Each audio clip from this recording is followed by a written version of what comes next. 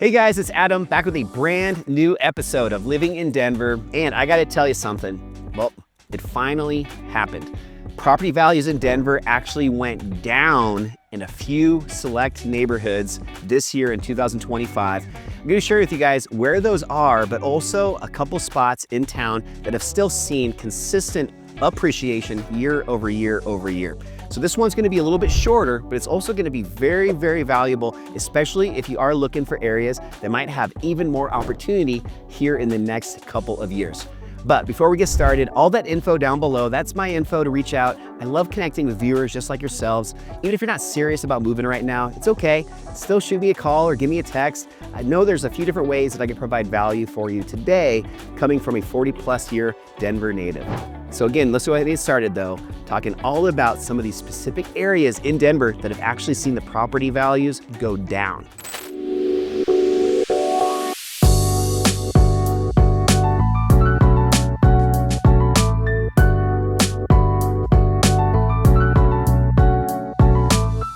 Okay, so this one's gonna be a little bit time sensitive. I'm filming it right now at the end of May 2025. So out here in Colorado, and specifically in Denver, the assessor's office does property values and assessments every other year, and this has to do with your property taxes. So one of the craziest statistics I first want to share with you guys on this subject is how this is actually the first time since 2011, so 14 years ago, where property values have declined slightly. And to kind of take this a step further, and it's referring to the median assessed value of homes here in the actual city of Denver. And citywide, it actually saw a decrease of 1.6%. Now, I know most of you are probably watching this video considering Denver as a new place to move to, but if there's any viewers that currently live in Denver, and why this is important is this assessed value is what determines your annual property taxes. I actually found a really interesting quote that I want to share with you from Denver's assessor. His name is Keith Ermeyer, and what he said is, even during the reevaluation we did in 2021, that was right in the middle of COVID, we still saw increases back then. This is actually the first time since the Great Recession that things have been flat or slightly down. So taking out that unique time with COVID, this is the first time since the Great Depression that we've seen this downward trend. Now, before you get scared, I do want to add to this. In my opinion, there shouldn't be too much panic here. I don't see necessarily a crash coming. It's really more of a plateau after so many years of just excessive growth. Denver home prices, they really skyrocketed in that 2020 to 2022 period. And today we have a lot of different factors going on, especially the higher interest rates, more inventory, and the market starting to balance out a bit. With all this being said, some of these areas that we're gonna talk about are just simply kind of leveling off. So I don't think there's quite as much concern to be had as maybe what you first thought when I made that bold statement. So let's just first start off talking about these 5 areas that have seen the biggest drop. And these are primarily in the northern side of Denver, as well as a little bit to the west. One thing that's also interesting is these are also some of the areas that actually saw the biggest growth during that COVID period. So I do think a lot of this is just kind of that rebalancing. So I'm gonna share with you guys now each of these 5 neighborhoods along with just where they're located so you can understand on a map. So I'll go in a little bit more depth on each of these, but just so you can see all 5 on the map. The first one is Athmar Park.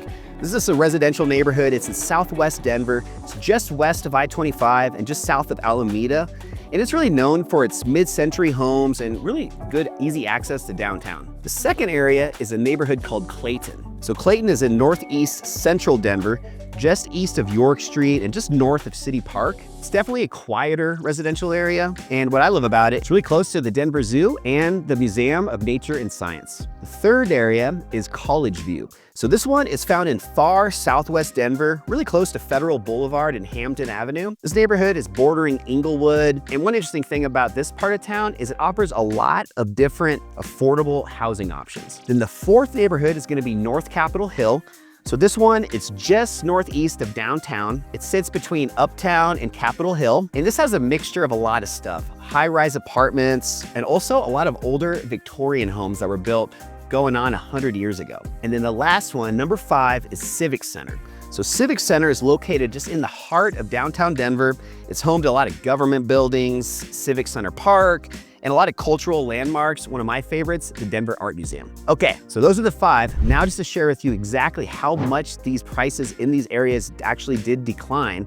Going up right off the bat from number 1, we've got Athbar Park, which is down 8.7%, Clayton down 7.5%, College View down 7.4%, North Capitol Hill down 7.3%, and Civic Center, last but not least, it was down about 6.9%. Okay, so those are the 5 with the highest percentage of decline, but I also want to make a point that any of the surrounding neighborhoods around these didn't see quite as much, but did also have a somewhat substantial decline just in that entire surrounding area. And as I said a few minutes ago, these are also areas that back in 2020 to 2022 saw the largest increases. So again, just to really hit it home here, I think a big part of this is just due to the rebalancing of the neighborhoods in the market. You know, if you are a buyer, one good thing to take from all of this is there's definitely more room for negotiation and just understanding that real estate is cyclical and you always want to buy low and sell high.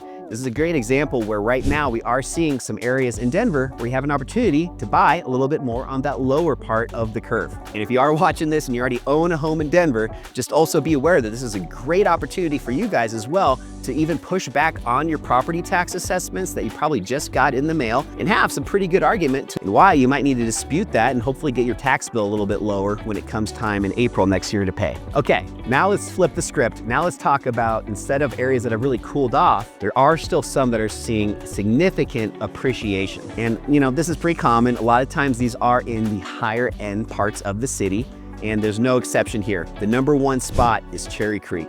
In fact, this actually went up 11.6%. And if you aren't familiar with Cherry Creek, this is definitely, and always I think will be, one of the more luxurious neighborhoods in Denver.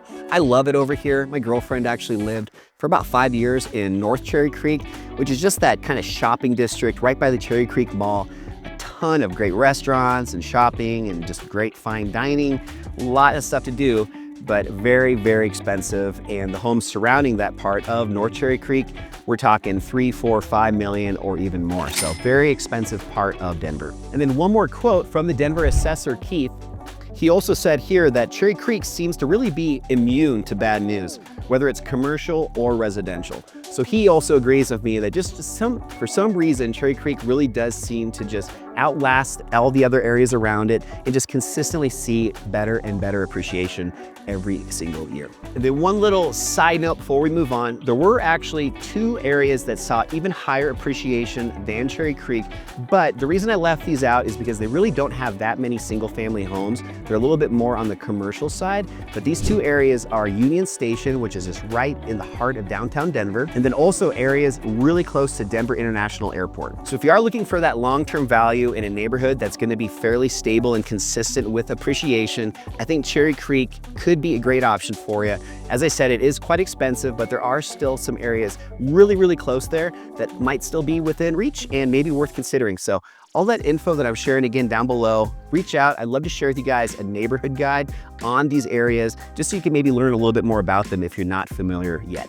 So just to kind of close out this video, I did want to share a couple last points specifically about the assessments and these property taxes that we're going to be seeing here in 2025 and going into the 2026 next year. So if you think because of these property values kind of stabilizing out and even declining, if you think that means that your property taxes are going to be going down, I'm sorry, but you probably don't get your hopes up. It's probably not going to happen. And actually, one of the reasons for this is something I just recently learned about when I was doing some research for the video today.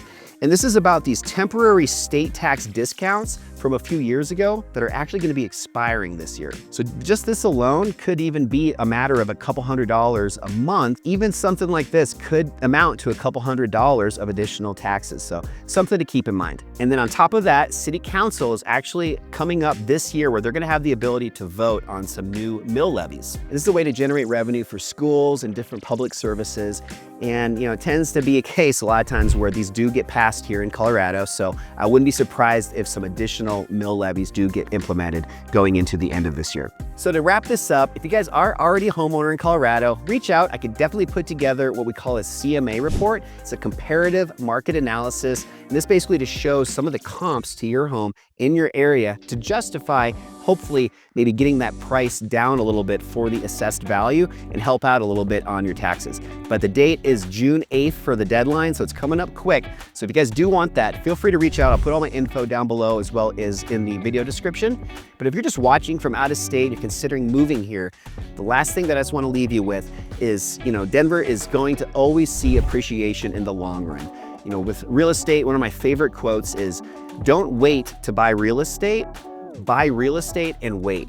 So even though we are seeing some of these little ebbs and flows, some of these little corrections that are going on in parts of Denver, as long as you buy smart and you find a neighborhood and a specific home that really does have a lot of value, it's got good bones, it's just in a good spot, all the different things that we can talk about on a one-on-one strategy call, as long as you find a home that you really love and have a lot of the good boxes that are checked off, as long as you hold it, you're gonna be okay, in my opinion. So, when it comes to some of these property tax assessments every 2 years, a lot of times people start freaking out, but just realize that Colorado is always gonna be a popular place to live. Denver's always gonna be a great spot for owning real estate. So I just wanted to make sure you guys don't leave with a bad taste in your mouth after this video thinking that Denver is on the decline and maybe it's time to look into other places around the country to move to. In my opinion, the Mile High City, Denver is still the best spot to be, especially if you love the outdoors. So if you guys want to reach out, feel free. And more than anything, just thank you so much for watching these videos. Hit that like and a subscribe button down below just so you're the first to receive every new video that comes out on a weekly basis. And until next week, hope you guys have a great rest of your day. And I'm looking forward to seeing you on a brand new episode of Living in Denver. I'll see you then. Bye.